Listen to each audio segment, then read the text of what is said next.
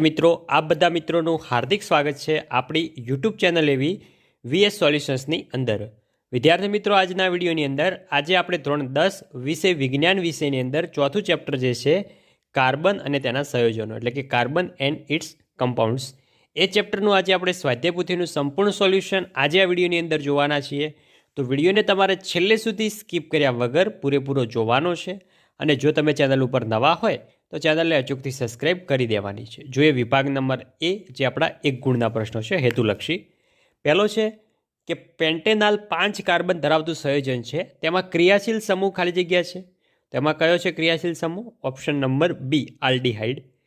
બીજો છે કે એમોનિયા NH3ના અણુઓ, તેમાં શું આવશે? ઓપ્શન નંબર એ બધા જ બંધ એકલ બંધ છે। ત્રીજો છે કે ફુલેરિન એ કયા તત્વનું અપર રૂપ છે? તેમાં શું આવશે? ઓપ્શન નંબર સી કાર્બનનું। ચોથો જે છે એની અંદર KMnO3 શેના તરીકે વર્તે છે? તેમાં શેના તરીકે વર્તે છે KMnO3? તેમાં આવશે ઓપ્શન નંબર બી ઓક્સિડેશન કર્તા તરીકે। પાંચમો છે આલ્કાઇનની સમાન ધર્મિક શ્રેણીનું પ્રથમ સભ્ય ખાલી જગ્યા છે, કયું છે પ્રથમ સભ્ય? આવશે ઓપ્શન નંબર એ ઇથાઇન। છઠ્ઠો છે કે ફોર્મિક એસિડમાં કેટલા કાર્બન હોય છે? તો આવશે ઓપ્શન નંબર એ 1। સાતમો છે બ્યુટેનમાં C4H8માં કેટલા સહસંયોજન બંધ છે? તેમાં આવશે ઓપ્શન નંબર સી 13। આગળ જે એક કરતાં વધુ ઉત્તરવાળા પ્રશ્નો છે એમાં આઠમો છે નીચેના પૈકી બ્યુટેનના સમઘટકો કયા છે એ આપણે જણાવવાના છે, તેમાં રાઈટ આન્સર કયો થશે? ઓપ્શન નંબર એ અને બી જે છે એ આપણો રાઈટ આન્સર થઈ જશે। નવમો છે નીચેના પૈકી કયા સંયોજનો અસંતૃપ્ત સંયોજનો છે? તો આવશે એ, સી અને ડી, એટલે કે ઓપ્શન નંબર એ, સી અને ડી જે આપણા રાઈટ આન્સર છે। આગળ વધીએ દસમો કે નીચેના પૈકી કઈ પ્રક્રિયા સાચી છે? તેમાં આવશે ઓપ્શન નંબર બી, સી અને ડી પ્રક્રિયાઓ છે એ આપણી સાચી પ્રક્રિયાઓ છે। આગળ છે વિધાન ખરા છે કે ખોટા એ જણાવવાનું છે, તેમાં છે કે પ્રોપીન અસંતૃપ્ત હાઇડ્રોકાર્બન છે, તો આ વિધાન કેવું છે? સાચું છે। 12મો ઇથેનોલના નિર્જલીકરણથી પ્રોપીન બને છે, વિધાન ખોટું છે। 13મો ફોર્માલ્ડિહાઇડનું આણ્વીય સૂત્ર CH2O છે, તો વિધાન સાચું છે। 14મો છે કે સાબુનો અધ્રુવીય છેડો જળ અનુરાગી જ્યારે ધ્રુવીય છેડો જળ વિરાગી છે, તો વિધાન ખોટું છે। 15મો સમાન ધર્મી શ્રેણીના બે ક્રમિક સભ્યોમાં પરમાણુની સંખ્યામાં -CH2 જેટલો તફાવત હોય છે, તો વિધાન સાચું છે। આગળ છે ખાલી જગ્યા પૂરો, એમાં 16મો કે સાંદ્ર H2SO4 એ ખાલી જગ્યા છે તો શું છે? નિર્જલીકરણ કરતા। 17મો ટિક્ચર આયોડિનની બનાવટમાં ખાલી જગ્યા ઉપયોગી છે, તો શું આવશે? ઇથેનોલ। 18મો કાર્બન અને હાઇડ્રોજનનું બનેલું સંયોજન ખાલી જગ્યા કહેવાય, તો શું કહેવાય? હાઇડ્રોકાર્બન। 19મો પ્રાણિજ ચરબીમાં ખાલી જગ્યા હોય છે, તો શું આવશે? સંતૃપ્ત ફેટી એસિડ। 20મો બાયોગેસ અને CNGનો મુખ્ય ઘટક ખાલી જગ્યા છે, તો આવશે મિથેન। 21મો આલ્કિન સંયોજનોનું સામાન્ય સૂત્ર, તો આવશે CnH2n છે। 22મો આલ્કોહોલનું ખાલી જગ્યામાં ઓક્સિડેશન થાય છે, તો આવશે કાર્બોક્સિલિક એસિડમાં।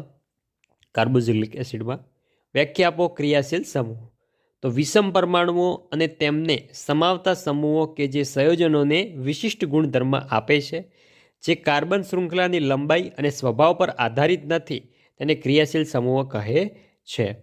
24મો છે કેટેશન, તો કાર્બન પરમાણુ અન્ય કાર્બન પરમાણુ સાથે બંધ બનાવી અદ્વિતીય ક્ષમતા ધરાવે છે, જેથી વધુ સંખ્યામાં અણુઓ બને છે, કાર્બનના આ ગુણધર્મને શું કહે છે? કેટેશન કહે છે। 25મો છે કે સાબુનીકરણ એટલે શું? તો એસ્ટેમાંથી આલ્કોહોલ અને કાર્બોક્સિલિક એસિડના સોડિયમ ક્ષારમાં રૂપાંતર થવાની ક્રિયાને સાબુનીકરણ કહે છે। આગળ જોઈએ ઓક્સિડેશન કરતા, તો કેટલાક પદાર્થો અન્ય પદાર્થોમાં ઓક્સિજન ઉમેરવા માટે સક્ષમ હોય છે, તેને ઓક્સિડેશન કરતા કહે છે। નીચેના બંધારણીય સૂત્ર જણાવવાનું છે, જોઈ શકો છો 1-બ્યુટેનાઇલનું છે, પેન્ટેન 2-1નું છે અને બ્યુટેનોઇક એસિડનું બંધારણ તમને આપેલું છે। નીચેના સંયોજનનું IUPAC નામ આપણે આપવાનું છે, તો 30મો છે એનું IUPAC નામ શું થશે? તો મિથાઇલ પ્રોપેન 1 ઓલ। 31મો છે એનું શું થશે? બ્યુટેનાલ। 32મો છે એનું થશે 1-બ્યુટીન। હવે છે નીચેના પ્રશ્નના ટૂંકમાં ઉત્તર લખો કે F2નું ઇલેક્ટ્રોનીય બિંદુ નિરૂપણ દોરો, જોઈ શકો છો આપેલું છે તમને। 34 ઓક્સિજનની ઇલેક્ટ્રોનની રચના, જોઈ શકો છો એ પણ આપેલી છે। આગળ છે 35મો કે ગ્રેફાઇટ અને હીરાની ઘનતાની સરખામણી કરો, તો હીરા કરતાં ગ્રેફાઇટની ઘનતા ઓછી છે, એટલે કીટોન ક્રિયાશીલ સમૂહનું સૂત્ર જણાવવાનું છે, તો જોઈ શકો છો એ તમને આપેલું છે, ઓ કરીને ઉપર સી છે, આજુબાજુ એરો છે. એક શબ્દમાં ઉત્તર આપો કે વિદ્યુતના વહનની દ્રષ્ટિએ કાર્બન સંયોજનો કેવા હોય છે? તો આવશે અવાહક.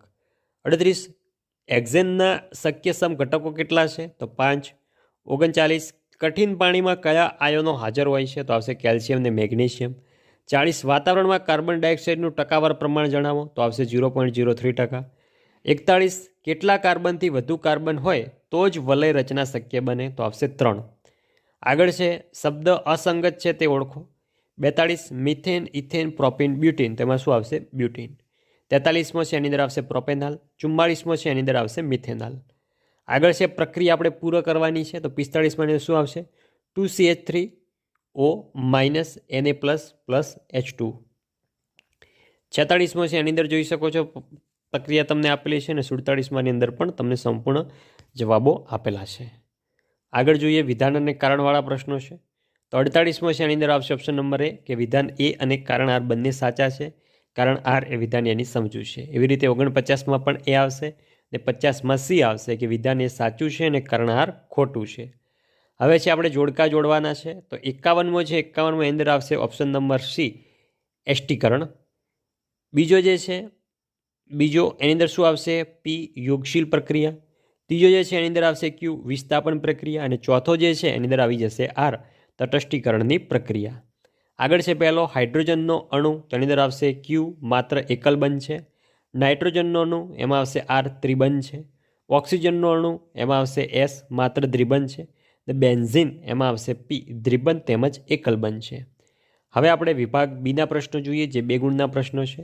એમાં છે વૈજ્ઞાનિક કારણ આપો કે હીરામાં સહસંયોજક બંધ હોવા છતાં તે ઉચ્ચ ગલનબિંદુ ધરાવે છે. તો હીરામાં કાર્બન પરમાણુ 4 સહસંયોજક બંધોથી જોડાઈ ત્રિપરમાણીય રચના બનાવે છે.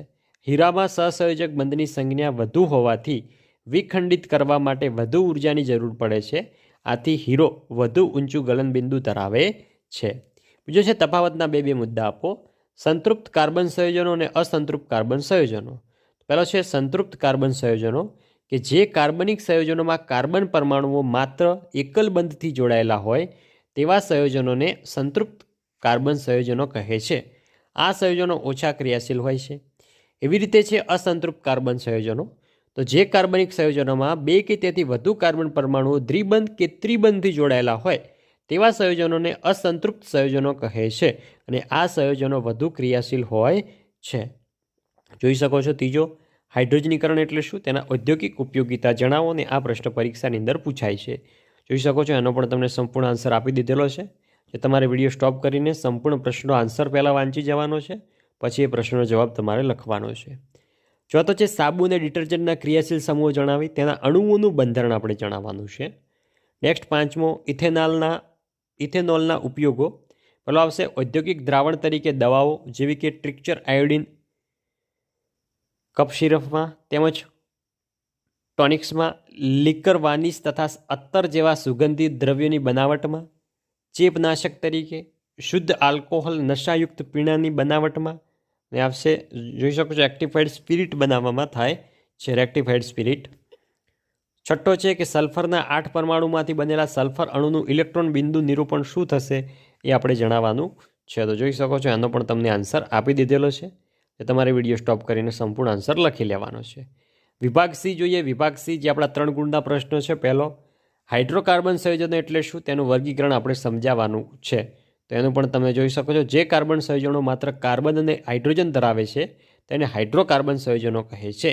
હાઇડ્રોકાર્બન સંયોજનોના 2 ભાગ પણ તમને આપેલા છે. જોઈ શકો છો સંપૂર્ણ પ્રશ્નનો આન્સર તમને આપી દીધેલો છે, જે તમે વિડીયો સ્ટોપ કરીને લખી શકો છો. બીજો છે કે હેક્ઝેનના સમઘટકના બંધારણીય સૂત્ર તથા આઈયુપીએસી નામ આપણે લખવાના છે. હેક્ઝેનના C6H14ના જોઈ શકો છો એના મિત્રો સંપૂર્ણ સમઘટકોના આઈયુપીએસી નામ તમને નીચે આપેલ છે. આગળ છે ત્રીજો કે સાયક્લોહેક્ઝેન અને બેન્ઝીનનું ઇલેક્ટ્રોન બિંદુ બંધારણ આપણે દોરવાનું છે. તો જોઈ શકો છો બંનેનું સંપૂર્ણ આપેલું છે, જે તમારે વિડીયો સ્ટોપ કરીને સંપૂર્ણ પેન્સિલની મદદથી દોરી લેવાનું છે. ચોથો જે છે ચોથાનો પણ તમને આન્સર આપી દીધેલો છે. એવી રીતે 5મામાં પણ છે, જોઈ શકો છો કયા એસિડ અને કયા આલ્કોહોલમાંથી બનેલ છે. તો ઇથેનોઇટ ઇથેનોઇક એસિડ અને ઇથેનોલમાંથી બનેલ છે, ઇથેનોલમાંથી. વિભાગ ડી જોઈએ, જે મિત્રો 4 ગુણના પ્રશ્ન છે. એમાં છે કે નીચેના કાર્બનિક સંયોજનો ધ્યાનમાં લો અને એનો મિત્રો આપણે જવાબ આપવાનો છે. તો પહેલાનો જવાબ શું આવશે? એસ્ટર. બીજામાં આવશે C2HSOH, C2H4, પછી CH4, CH3OH, CH3, COOH. છઠ્ઠામાં આવશે C2H5OH. બીજો જે છે બીજાના પણ તમને સંપૂર્ણ જવાબ આપી દીધેલ છે, જોઈ શકો છો. ત્રીજો જોઈ શકો છો, ત્રીજાના પણ તમને વિગતવાર જવાબો આપેલ છે, જે તમે વિડીયો સ્ટોપ કરીને મિત્રો આ જવાબો તમારે લખી લેવાના છે.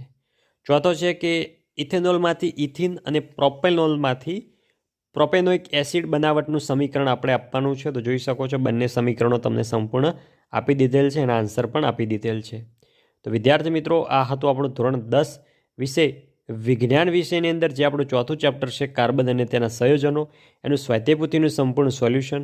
તો વિદ્યાર્થી મિત્રો, વિડીયો તમને સારો લાગ્યો હોય, તમારા માટે ઉપયોગી રહ્યો હોય તો વિડીયોને અચૂકથી લાઇક કરીને જજો અને ચેનલ ઉપર નવા હોય તો ચેનલને પણ સબસ્ક્રાઈબ કરજો.